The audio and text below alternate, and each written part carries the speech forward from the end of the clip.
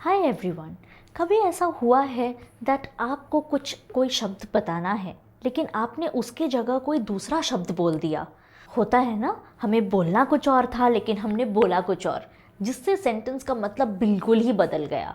Alright, and सामने वाले को समझ ही नहीं आया कि हमने बोलना क्या चाहा। तो आज हम ऐसे कुछ वर्ड्स देखेंगे जो हम कॉमनली गलत यूज़ करते हैं या फिर हम उन शब्दों के बीच में हम कंफ्यूज हो जाते हैं।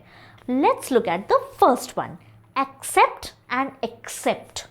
ओके, एक्सेप्ट, एक्सेप्ट करना मतलब क्या? किसी चीज़ को एक्सेप्ट करना। I accepted his proposal.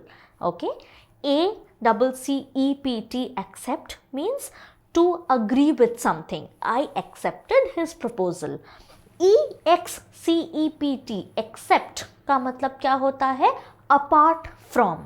All right, except the notebook, I got everything. Okay, class में मैं आई, except apart from my notebook, I have everything. I have the textbook, I have the pen, I have the pencil, I have everything. Next one, हम कभी कभी कहते हैं कि अरे मुझे ना वहाँ पर कोई दिख रहा है। Okay, and then our friend says अरे नहीं, तुझे एल्यूजन हुआ होगा। So it's not allusion, it is illusion, but allusion is also a word. Okay, allusion and illusion में क्या फ़र्क है?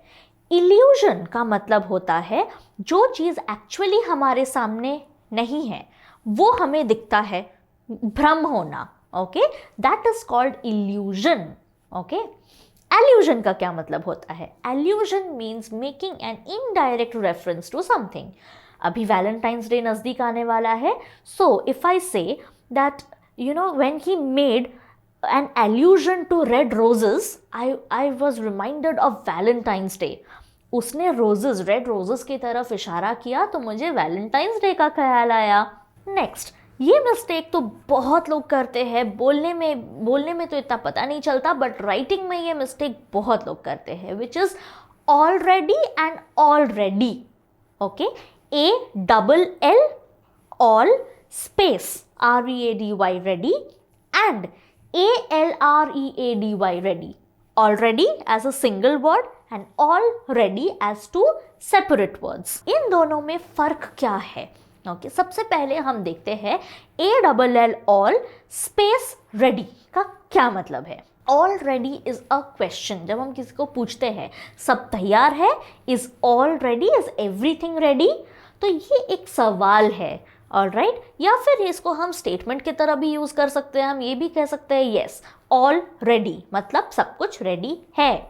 ऑलराइट, जब हम कहते हैं already, ALREADY, already as a single word, it is a reference to time. Okay, तो अगर आप लंच कर रहे हैं एंड कोई आपको आगे कह रहा है अच्छा यू ऑलरेडी हैड लंच, मतलब अच्छा आपने लंच कर भी लिया, that is a reference to time. इसका मतलब उस इंसान के बोलने का मतलब क्या था कि यूजुअली तो आप इतनी जल्दी लंच नहीं करते हो, बट आज आपने ऑलरेडी लंच कर लिया। Okay, so that is the difference between all space ready and already. Next, एक और सिमिलर टाइप का example, all together and all together. All together मतलब a single word, ALTO and so on, single word है all together. And दूसरा it's ALL, all space together. अब इन दोनों में क्या फ़र्क है? सबसे पहले हम बात करेंगे the single word altogether. Alright, all together मतलब होता है एंटायरली।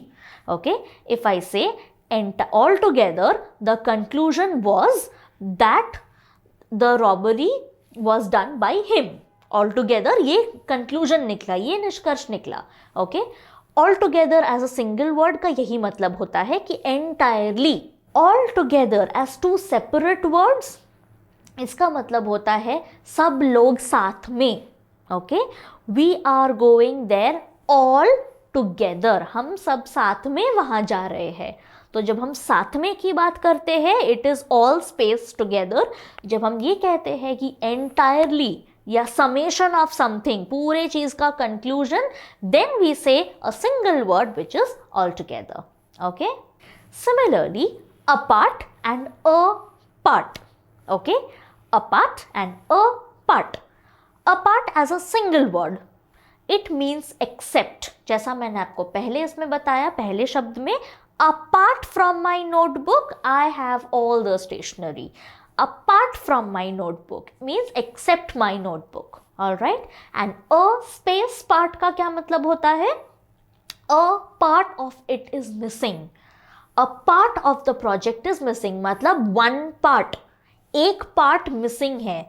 एक पार्ट जब हम बोलते हैं we say a space part, and when we say except this, इसके अलावा, it is a part. Okay. Next one is ascent and assent. Alright. ASCENT, ascent. ASCENT, ascent का मतलब होता है to go up. Okay. ascend the hill, ascend the hill. Okay. तो ascend will become the verb, ascent will become the noun. तो ascent का मतलब होता है to go up. ASSENT, ascent का क्या मतलब होता है? to agree with someone. The teacher assented to doing the homework in class. मतलब टीचर ने कल के लिए हमको जो होमवर्क दिया वो उन्होंने आज ही हमें क्लास में करने की परमिशन दे दी, तो अब हम घर पे कुछ नहीं करेंगे. So the teacher assented to that means she gave the permission to that. Capital and capitol. Now this is a very commonly misused word. हम सोचते हैं कि the capital is a correct word and capitol is पुराना English, Shakespeare English जो हम कहते हैं, but ऐसा नहीं है. There is a big difference between capital and capitol. Okay. Capital का मतलब होता है the most important place. Mumbai is the capital of Maharashtra. Okay. Mumbai is the capital of Maharashtra. Capital का मतलब होता है जहाँ से गवर्नमेंट के सारे ऑपरेशंस या मैनेजमेंट कैरी आउट होता है. That city is called the capital. Okay. Mumbai is the capital of Maharashtra. Capitol, CAPITOL, Capitol का क्या मतलब होता है? कैपिटोल का मतलब होता है the building from where the government is carrying out its operations. तो मुंबई में कौन सी बिल्डिंग है? It is called the Sansad Bhavan. Okay. तो संसद भवन की जो बिल्डिंग है उसको कहते हैं the Capitol. Okay, the legislative assembly, it's called the capitol. Okay, Mumbai is the capital and Sansad Bhavan is the capitol. Next is stationery and stationery. Okay, one is with NARY, stationery, as you can see, and one is NERY, stationery. All right. तो सबसे पहले हम बात करते हैं NARY, stationery. Okay. Stationery का मतलब होता है at rest. Okay. I am stationary right now. मैं बिल्कुल मूव नहीं कर रही हूँ, मेरी पोजिशन भी चेंज नहीं हो रही है. I am sitting at one place, so I am stationary. NARY, stationary. NERY, stationery का क्या मतलब होता है? It means your pen, your pencil, your eraser, sharpener, whatever, your scale, whatever writing equipment or material that you need, it is called stationery. तो अगली बार आपको बिल्कुल भी confusion नहीं create करना है लिखते वक्त. Next is CITE, site, SIGHT, site and SITE, site. अब इन तीनों शब्दों में क्या फ़र्क है हम देखेंगे. CITE, साइट का मतलब है कुछ रिसाइट करना, कुछ बोलना, कोट करना, वो भी खुद के मन से नहीं, किसी ऑथर ने या किसी पोएट ने जो लिखा है, मैंने वो पोएम को पढ़ा एंड वो पोएम मैं याद करके किसी को सुना रही हूँ. That is called CITE, cite. I was citing the poem to my mother. Okay. CITE, cite. Okay. SIGHT, sight का क्या मतलब होता है? SIGHT, साइट का मतलब होता है विजन. इसका मतलब होता है देखना. The site of the Indian flag arouses a feeling of patriotism in everyone.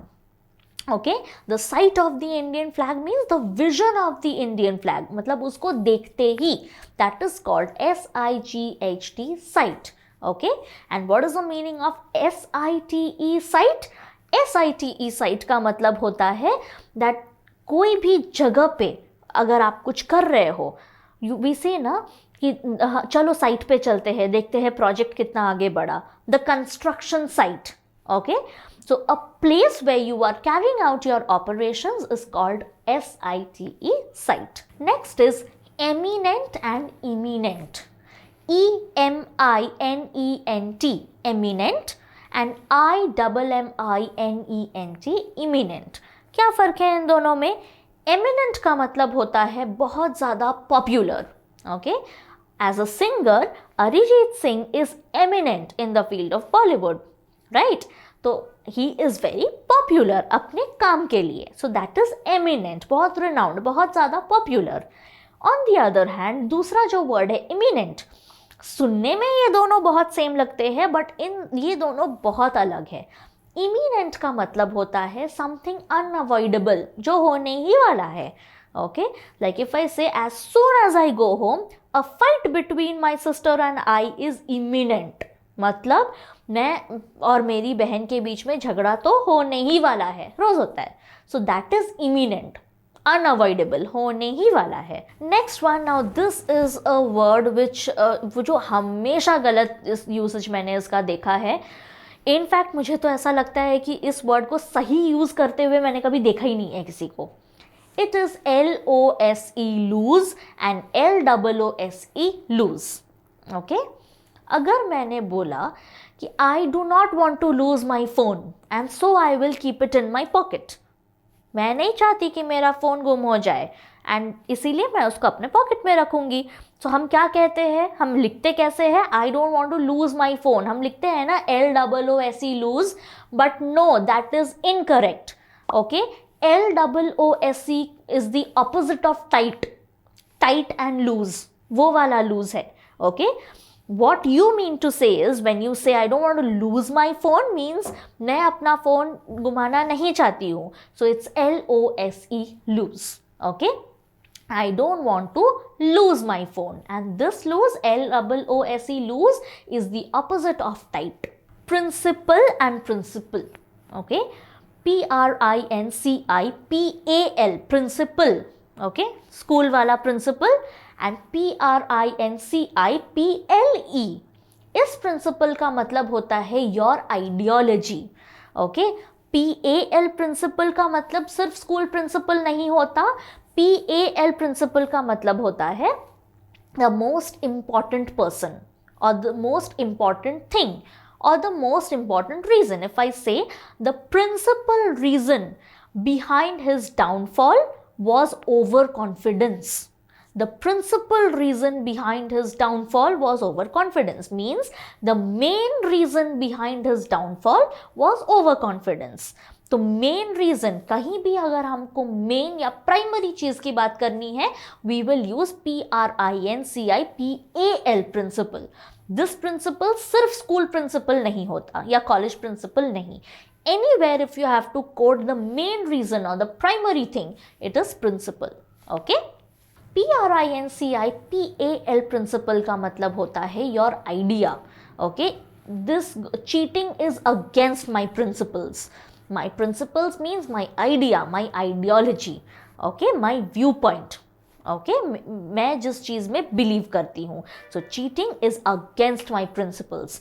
So when you talk about a method or idea, it is PLE, principle. The last one is uninterested and disinterested. Okay, ये हम बहुत बार इसमें गलती करते हैं. हमें लगता है कि अगर हमें थोड़ा सा बोरिंग लग रहा है तो अनइंटरेस्टेड है, बहुत ज़्यादा बोरिंग लग रहा है तो डिसइंटरेस्टेड है. बट नहीं, uninterested means a lack of interest. Okay, uninterested means a lack of interest. Disinterested means impartial. The word disinterested does not have any relation to the word interest.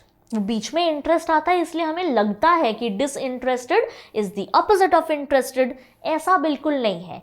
Interested का opposite is uninterested. Disinterested का interest word से कोई रिश्ता नहीं है. Disinterested का मतलब होता है impartial. Okay, so if I want to say I do not like English, okay, but I hope that you do like English now.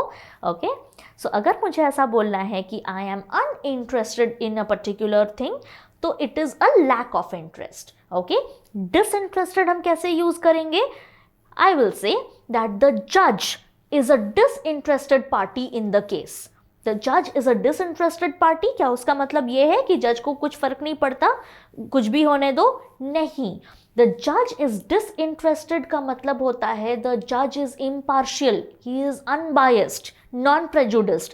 वो किसी को भी फेवर नहीं कर रहे, पार्शियलिटी नहीं कर रहे, वो केस में बिल्कुल डिसइंटरेस्टेड है। डिसइंटरेस्टेड है इसका मतलब ये नहीं कि उनको इंटरेस्ट नहीं है, उनको बहुत इंटरेस्ट है केस में, लेकिन वो पार्शियलिटी नहीं कर रहे, वो किसी एक टीम को फेवर नहीं कर रहे हैं। So this was the meaning of disinterested. Okay, so these were some commonly confused words जो हम गलत बोलते थे, बट आई नो अब कि आप अब गलत नहीं बोलने वाले हैं। ऑलराइट, सो मैंने आपकी इतनी मदद की, आप भी मेरी थोड़ी मदद कर दीजिए, हमारे चैनल को प्लीज़ सब्सक्राइब कर दीजिए। Thank you, see you in the next video.